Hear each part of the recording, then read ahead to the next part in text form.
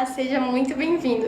Eu sou a Luana, estudante de Biomedicina da Univale, e junto com a Ana, a Elisa e a Emanuele, vamos falar sobre a anemia, sobre um assunto que afeta milhões de pessoas, em especial sobre a saúde do idoso.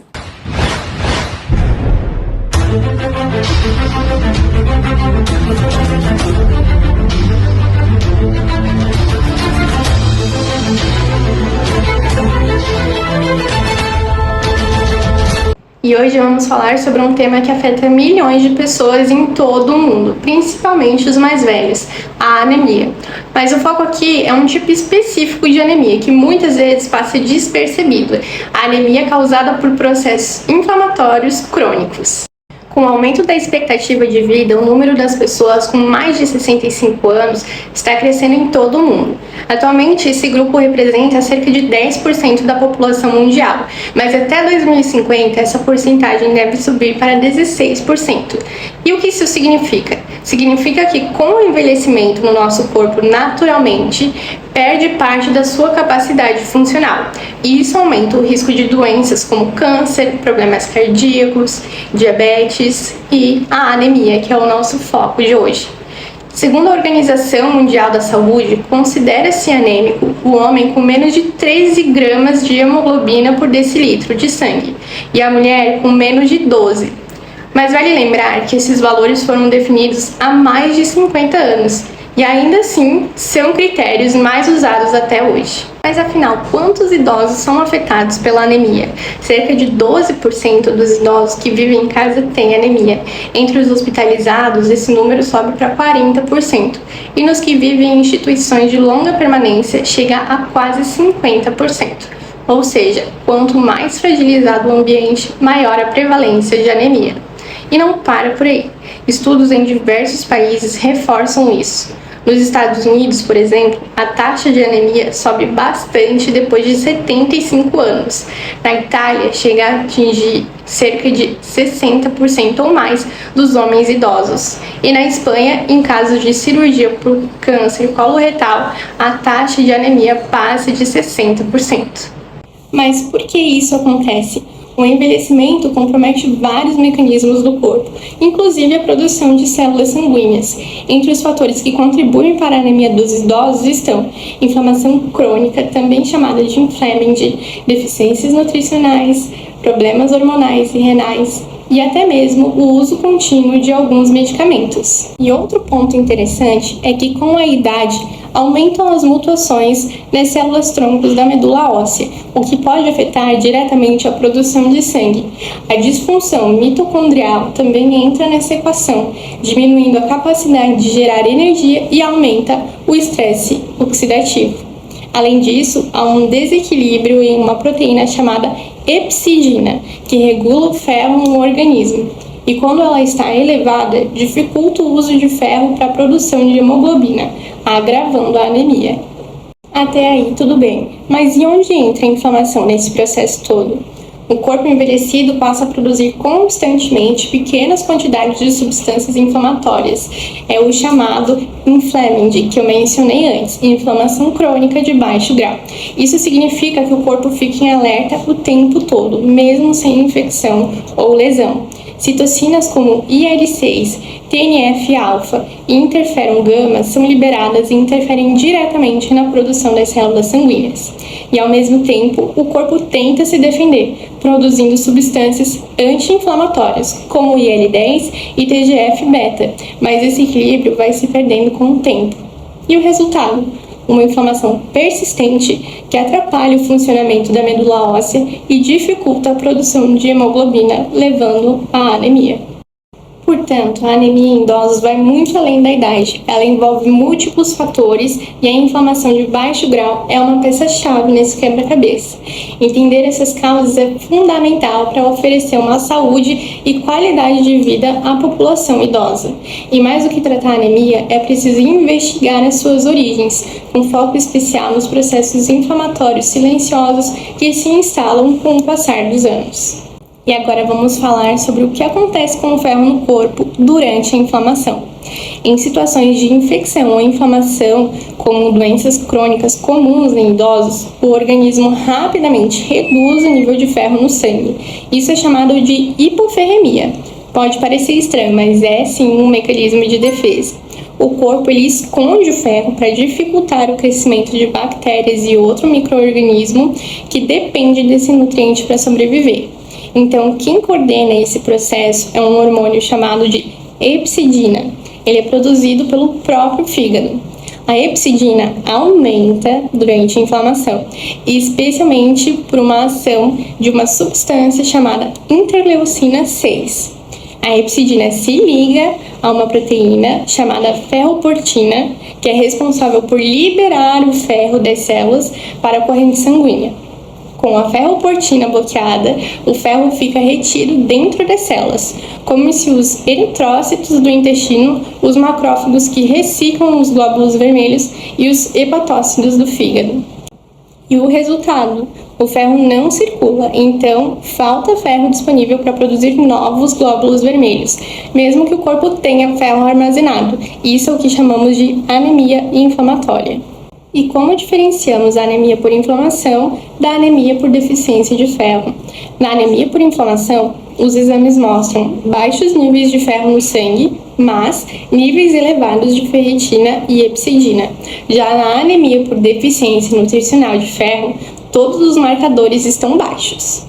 E atenção, não é só o ferro que é afetado, a inflamação também interfere diretamente na produção dos glóbulos vermelhos, um processo chamado de eritropoiese. Durante o processo inflamatório, citocinas como o TNF-alfa e o interferon gama bloqueiam a diferenciação das células percussoras na medula óssea. Além disso, elas ativam um fator chamado de PU1, que desvia a produção da medula para formar mais células de defesa e menos células vermelhas. E outra questão importante é que a inflamação também reduz a produção de eficácia da eritropoetina, o hormônio que estimula a medula a produzir glóbulos vermelhos. Mesmo quando o corpo produz eritropoetina, as células não respondem adequadamente. Esse é um fenômeno chamado de resistência à EPO. Estudos mostram que com a idade essa resistência aumenta.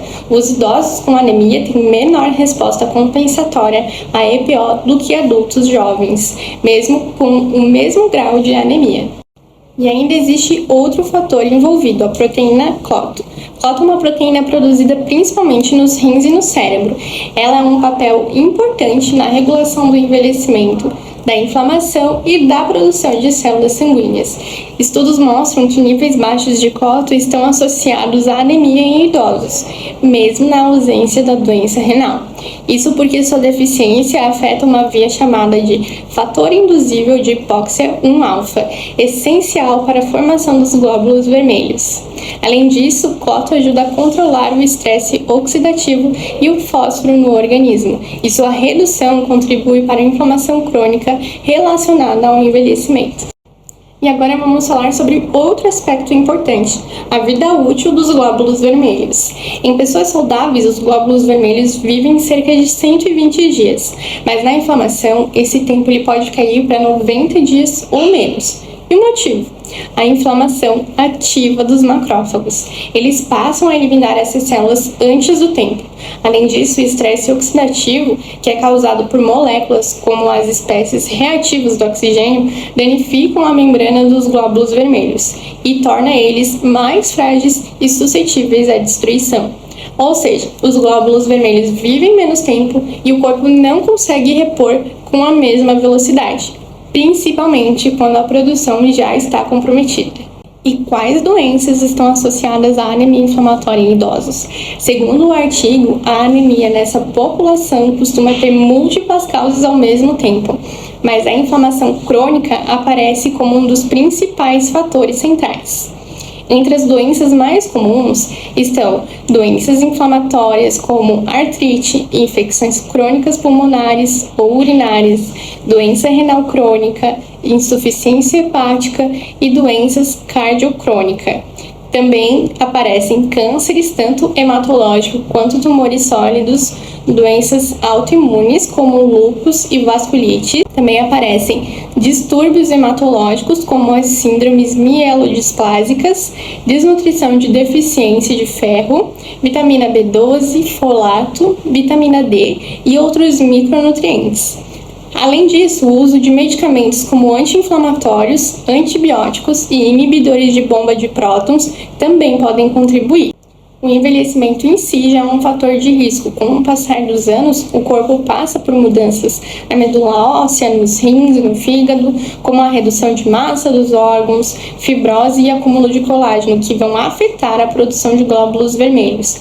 Além disso, a mutação epigenética nas células-troncos hematopoéticas podem prejudicar a hematopoiese e aumentar a inflamação. Começamos falando dos distúrbios hematopoéticos, alterações que afetam a produção das células sanguíneas e na medula óssea. Esses distúrbios podem levar a anemia, leucemias e outras doenças do sangue, comprometendo a oxigenação dos tecidos e a defesa contra infecções.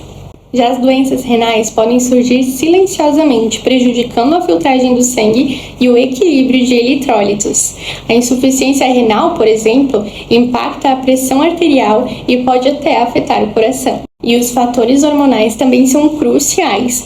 Alterações em hormônios como a insulina, cortisol ou os hormônios da tireoide pode desregular o metabolismo e afetar múltiplos sistemas do corpo, inclusive o sistema imunológico. E também não podemos esquecer das doenças gastrointestinais, que envolvem desde gastrite e síndrome do intestino irritável até doenças inflamatórias intestinais, como a doença de Crohn e retocolite ulcerativa. Elas impactam a digestão e a absorção de nutrientes e até no humor. Falando em intestino, a disbiose intestinal é o desequilíbrio das bactérias que vivem no nosso trato digestivo. Essa condição pode estar associada a inflamações, baixa imunidade e até doenças neurológicas. E por fim, as doenças autoimunes ocorrem quando o sistema imunológico ataca o próprio corpo. Lúpus, esclerose múltipla e artrite reumatoide são alguns desses exemplos. Muitas vezes essas condições têm relação com os fatores que vimos até agora, como a microbiota, hormônios e até intestinal. E agora que já vimos tudo isso, para entender como esse tema afeta a vida real, vamos conversar com pessoas da comunidade. Eu encontrei a Dona Teresa, de 71 anos, que compartilhou uma experiência muito comum entre os idosos. Olha, meu filho, andar tão cansada, sem vontade de nada. Aí disseram que era coisa da idade, sabe? Mas depois que eu descobri que é anemia, eu nem imaginava. E esse é o ponto que queremos reforçar e precisamos reforçar. Muitas vezes, sintomas como cansaço, palidez ou falta de apetite são tratados como normais do envelhecimento, quando na verdade podem indicar algo mais sério, como a anemia inflamatória. Agora eu sei, depois que eu comecei esse tratamento com um médico bem bom, me sinto outra pessoa. Já tô até fazendo caminhada de novo, acredita? Histórias como a da Dona Teresa mostram como é importante o diagnóstico correto e o acompanhamento médico. A prevenção e o cuidado fazem toda a diferença. A saúde é um verdadeiro quebra-cabeça onde tudo está conectado. Entender essas interações é essencial para prevenir, diagnosticar e tratar com mais eficiência. Continue com a gente e até a próxima!